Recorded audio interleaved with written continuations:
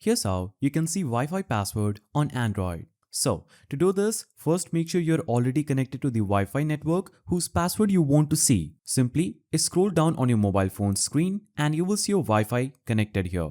Now, you can long press your Wi-Fi icon and you'll be taken to this page where you can click on details and you will see your Wi-Fi here.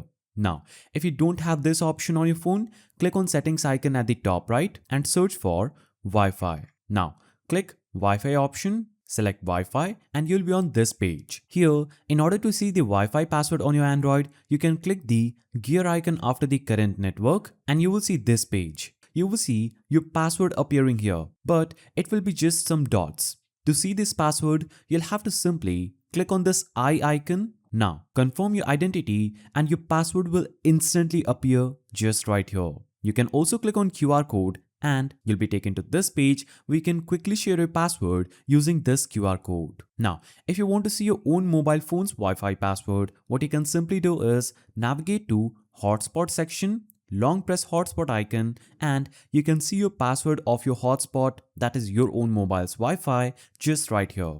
That's how you see your Wi-Fi password on Android. If you found this helpful, subscribe to the channel and leave a like.